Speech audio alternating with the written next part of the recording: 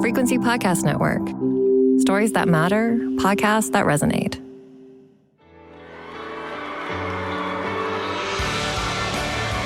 It sounds like a big-time, big-city stadium rock show. And it's actually pretty much the total opposite of that. For instance, instead of stadiums, it's tiny little venues or even just a gathering in the park. Instead of big cities, it's mostly been the small towns down the highway from them. And instead of great rock music, it's mostly just racism. Welcome to the ridiculously named Road Rage Terror Tour, a cross-country adventure from a far-right extremist group that believes some genuinely disturbing things. But if you ask them about them, it's just a joke. Why are you so mad? So who's behind the Terror Tour, and what is the actual goal here? Why call it that? How is this trip actually being received in towns across the country? And a question I ask myself: how should we discuss things like this? How much oxygen should the media give this kind of display?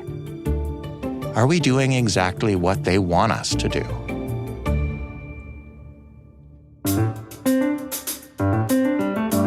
I'm Jordan Heath Rawlings. This is The Big Story. Jen St. Dennis is a reporter with the Tyee who has been, I guess, following the West Coast leg of the Terror Tour, Jen. Yes, that's right. What exactly is this, and why are they calling it the Terror Tour? That seems like not a great name. Yeah, so this is a in-person tour of Canada by this group called Diagolon. And this kind of a mocking name to them. The full name is the Road Rage Terror Tour. These events have been organized by this group of extreme right live streamers, and they're just very openly racist. They often dwell on fantasies of violence and mass deportations of immigrants. They use humor, though, to make their live streams sort of more entertaining, and it also provides them this shield for any criticism. They can respond like, oh, we're just joking around when they're criticized. So it's called the Terror Tour as a joke, but it also points to the way this group often uses violent imagery. So for instance, in the event poster, they have this Diagolon flag in the background, and the white slash on the Diagolon flag is like flecked with blood. So that's just a typical kind of mixing like humor with this really vile kind of ideology. Okay, well, I might regret this, but for those who haven't dug into this and aren't online, probably thankfully for them, explain to us what Diagolon actually is. What is this philosophy? So they're this group of live streamers. They were originally called the Plaid Army, and the name Diagolon refers to this imaginary country that they were kind of musing about one day that would run from Alaska to Florida, kind of having to do with having less like COVID-19 restrictions or no restrictions, I guess. I'd say they came to prominence during the 2022 Freedom Convoy protests. What they're all about, if you watch their live streams, you'll just see that they're extremely racist towards numerous groups. They make lots of anti-Semitic comments. Recently, they've been really, really focused on South Asian people, which is a huge concern to me, especially in BC. A lot of targeting, especially South Asian politicians. The RCMP has described them as this militia-like network with supporters who subscribe to accelerationist ideologies. So that's the idea that there needs to be this civil war or collapse of Western governments. It's inevitable and should be sped up. And if you'll recall, during the Freedom Convoy protest in Coutts, Alberta, 4 people were actually arrested and charged with conspiracy to kill police officers. And Diagolon's patch, this sort of black background with a white diagonal slash, was found on body armor belonging to some of the people arrested. But it's important for us to note that none of the people we're talking about today were part of that group that were arrested. Who are we talking about today then? You mentioned they're a bunch of live streamers. That's their primary mode of employment or focus? There are these people who do these incredibly long live streams. I've been joking to my colleagues that the worst thing about covering this is having to sit through these things. They're incredibly boring and as well as being very disturbing. But the key people organizing this in-person tour are Jeremy McKenzie, Alex Friend, Derek Harrison, aka Derek Rance, and then Mackenzie's girlfriend, Morgan Guptill. Jeremy Mackenzie is probably the most charismatic of the group, and he's probably the one who's like sort of been in the media the most as well. When you watch his live streams, he'll sort of be making jokes and sarcastic comments, but then he'll just suddenly switch to just being angry and saying extremely racist things. And it kind of comes out of nowhere. It's like one moment he's joking around and the next moment he's quite angry. Alex Brand, I'd say, is much less charismatic. He recently filmed himself laughing at graphically violent videos of people in India getting hit by trains. So that's who he is. Derek Harrison, well, when he was on tour with this group in BC, he went to a residential school memorial and made horrible, horrible comments. So that's just who these people are. They're just extremely, extremely racist, and they're not concerned at all about hiding it. Is this like specifically just exist to provoke people with these views or what? Yeah, I talked to some extremism researchers about this, and the person I talked to said that it's important to have these in-person events for these kind of groups because it allows them to get off of the online world, meet people in person. It can also be lucrative. They're selling tickets for this tour for about $60 each. And you'll notice in some of the photos we've seen of the tour, they're selling merchandise too. They're selling T-shirts and things like that. They advertised on social media sites like X for the tour. They're supposed to go to cities across Canada. But in reality, what we've seen is that they've been showing up kind of in smaller communities. Yeah, tell me about that. Where are they going and what is it like on the ground? Like, what are they actually doing?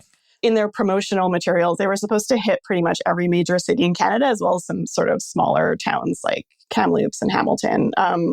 But in reality, what they've been doing is kind of showing up and going to event venues that are more outside the urban core. So like in Ottawa, they showed up in Carp, which is this very small town outside of Ottawa, like kind of a farming town. The Vancouver event was held in Langley, which is about an hour away. And in some locations, so when they showed up in Sudbury, they actually found the doors to the venue they'd rented were locked and they weren't able to hold their event. But then in other places like in Carp and in Langley, they've been able to book these small community venues. And it's kind of awful because these small halls are run by volunteer groups who obviously don't have a lot of resources and probably knowledge about that this could even happen. And it seems like they have sort of, obviously not booked these halls under with any kind of like knowledge of like what's actually going to be happening. And then in some other locations like Kelowna, they've just been gathering in like a public park. And that's kind of harder to prevent because there's obviously they can gather. That's totally legal. But then we've seen some people, we've seen people in Kelowna able to warn people that this is happening, like with a post in Reddit. So at least the community knows.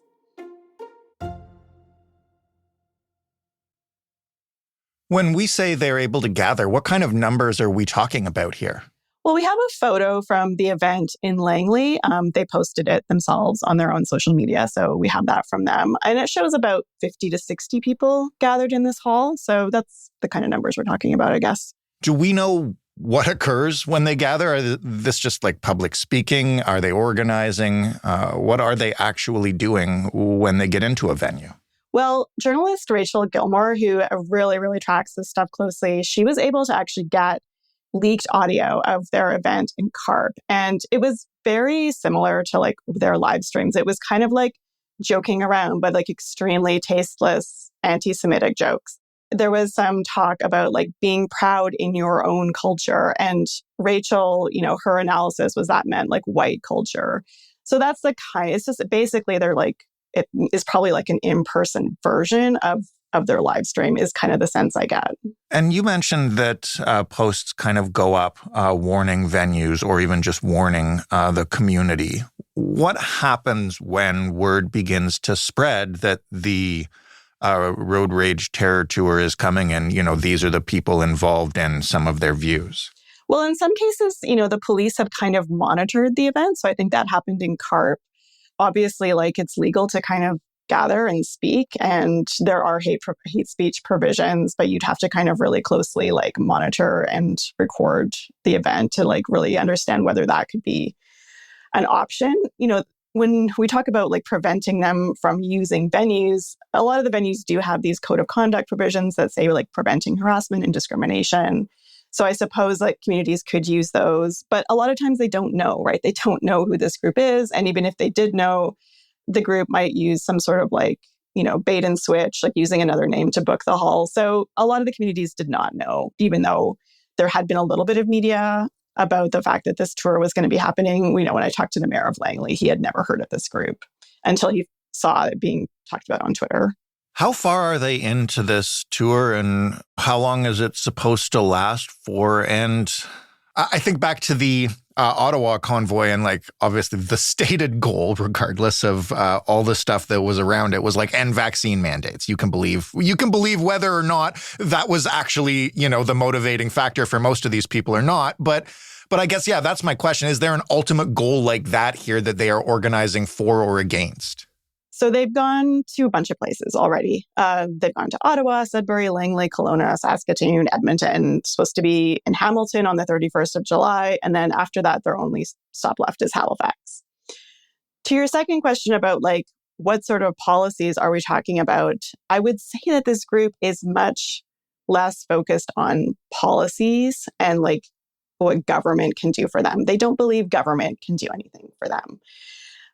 Basically, this is very simple. This group is promoting this idea that Canada is really for white people and they need to defend Canada against immigrants, against Jewish people, against people who are not white.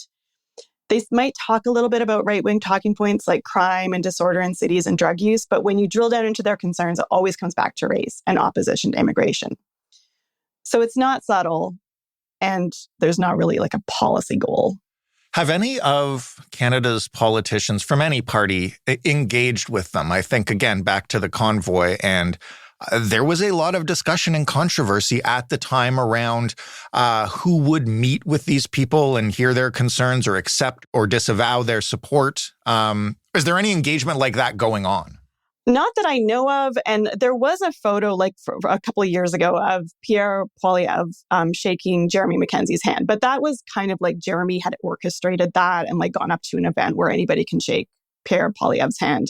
So it was disingenuous. It did not mean that the Conservatives support Diagolon. In fact, Jeremy Mackenzie has actually made threats to sexually assault Pierre Poilievre's wife on a podcast, which he's now being investigated by the RCMP for. So no, as far as I know, no major Canadian politician has stepped foot near this group. This is something I think about a lot and wrestle with. We wanted to discuss it because we've seen headlines from some of these events and we've heard about what's been said at them. And obviously, there's a concern there and a threat there. But on the other hand, are we, by covering this stuff, especially when, like you said, it's 50 or 60 people and they're at tiny venues, are we giving more oxygen to it than it's worth? I think it's a really good question. This group has been really aware of the media attention. They often will use some media stories and videos, and they call the news about the tour helpful for the promotion of the tour. They're oh, thanks for the publicity. But I'm actually kind of skeptical of that because we know already that they were speaking to their followers really effectively through their own social media channels before this. I don't think people were, coming to Diagolon through mainstream media. I think it's really important to raise awareness of this group and what they believe. So when I talked to the mayor of Langley, he had no idea who they were or what they were about. He had no idea they'd held an event in his city. But I think it's really important when we're writing about Diagolon, we're not falling into this trap that we're using their framing for their activities. I've seen headlines where they'll say comedy tour, comedy in quotes. And I think it's important for us to just do the basic work of watching their videos, scrolling through their timelines, and it really becomes clear that their attempts at humor are just a smokescreen for this, as I've said, really, really vile ideology that is directed sometimes quite specifically at real people who live in our communities. So don't fall into the trap of saying this is humor, that they don't mean it, that it's just memes and comedy. It's not funny. And I think it's helpful for mayors and other community leaders to really call this out and say it's not welcome. Jen, thank you so much. As always, a pleasure. Thank you. Jen St. Dennis, reporting for the Tyee. That was The Big Story. For more, head to thebigstorypodcast.ca. You can find some other episodes that examine how we cover far-right extremism. If you want to talk to us about how we do that, give us some feedback. We would love to hear it. The way to do that is by writing to hello@thebigstorypodcast.ca or by calling us and leaving us a voicemail. That number is 416-935-5935. The Big Story is in every single podcast player and on every single smart speaker. And Frequency Podcast Network, the home of The Big Story, now has a network page on YouTube. You can go and subscribe to it for free, of course, and get every single podcast we release in YouTube Music or even just on your YouTube browser on your computer, if that's how you like to listen to things while you pretend to work. Thanks for listening. I'm Jordan Heath Rawlings. We'll talk tomorrow.